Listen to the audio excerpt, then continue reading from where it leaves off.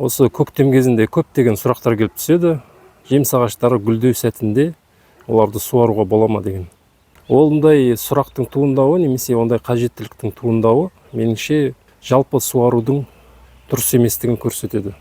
Негізі суаруды біз күзден бастауымыз қажет. Жеміс ағаштарын суаруды күз мезгілінде, егерде топырақ ылғалдығы төмен болса, жаңбыр аз болса, күз мезгілінде жақсылап су беруіміз керек.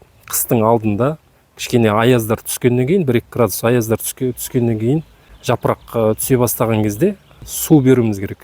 Немесе жапырақтар түсіп болғаннан кейін қыс алдында жалпы жер тоңдамай тұрып, жақсылап жерді қандырып суаруымыз керек ағаштың айналасын.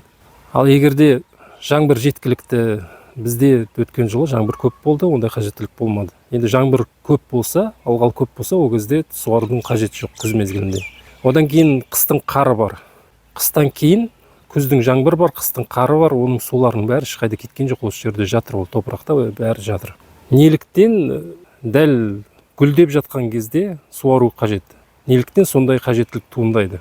Мүмкін сіздерде климат басқа, мүмкін сіздерде жаңбыр аз, мүмкін сіздерде қар болмайды, мүмкін басқа да жағдай. Топырақтың составы басқаша.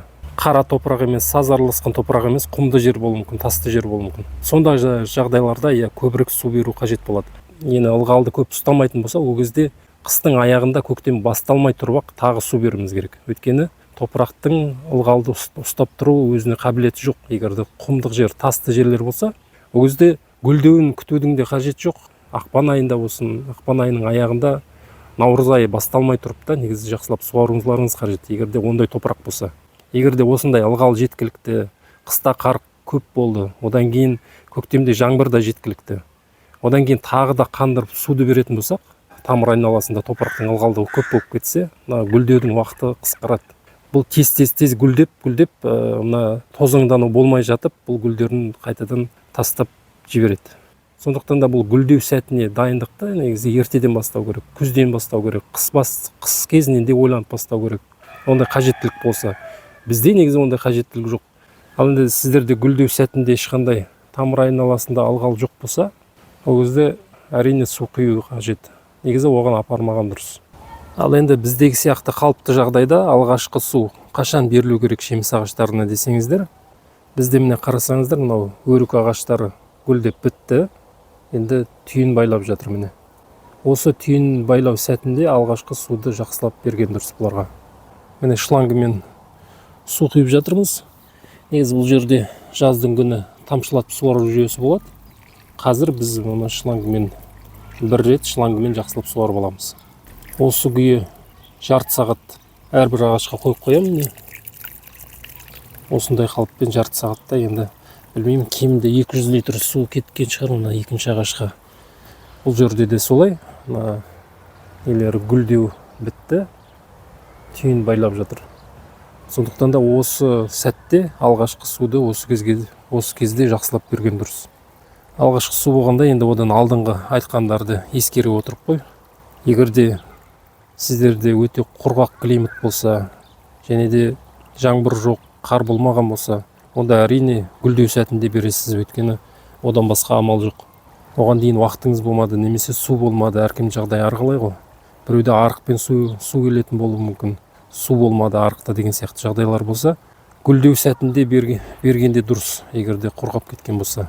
Ал енді біздегі сияқты қалыпты жағдайда гүлдеп болғаннан кейін, мынау сияқты түйін байлау сәтінде осы кезде алғашқы су беріледі негізі. Фокус алмай жатыр міне. Бәрінде міне түйін байлап жатыр. Біріншіден түйін байлауға бұларға күш керек, өте көп күш қажет. Одан кейін міне жапырақ шығарып, бұтақ шығарып жатыр. Оғанда ағаш өзінің өте қатты көп күшін жұмсайды. Сондықтан да бұларға қосымша біз көмек беруіміз қажет. Егерде тамыр айналасындағы топырақ ылғалдылығы қажет мөлшерде болмаса, сол топырақта бар қажетті қоректі элементтерді өзіне қабылдауға бұлардың мүмкіндігі болмайды. Өйткені топырақ ылғалдылығы бірінші кезекте қажет. Одан кейін барып қажетті элементтер оның құрамында болу қажет.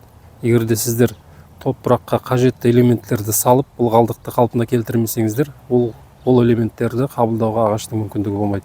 Өйткені олардың бәрі сумен, ылғалмен қабылданады бұларға.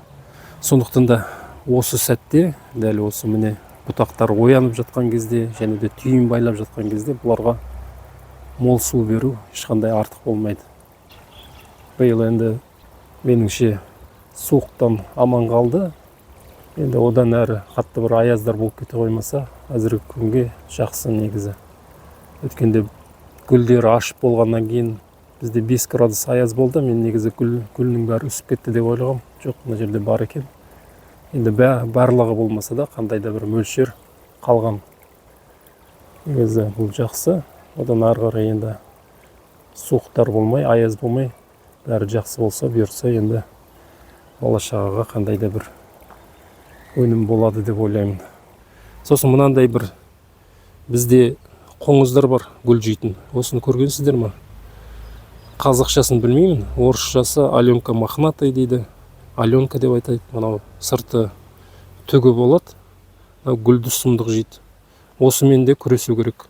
Гүлдеу сәтінде мынау гүлдерді жеп қоятын болса, ешқандай да жеміс болмайды. Кейбір кездері күн бірден жылынып кетсе, бұлардың саны өте қатты көбейіп кетеді. Осылармен кішкене күресу қажет. Гүлді жегізбеуіміз қажет. Аленка мохнатая дейді. Бүгінге осындай мәлімет. Тағы да арнаға жазылып қойыңыздар. Одан кейінгі видеода жеміс ағаштарына осы түйін байлау сәтінде қажет қоректік элементтер бар. Қандай элементтер беру керек, қашан беру керек, сол туралы тағы да мәліметтер болады. Жақын арада уақыт болып жатса, оны да түсіріп саламын. Сау саламатта, амандықта кездескенше.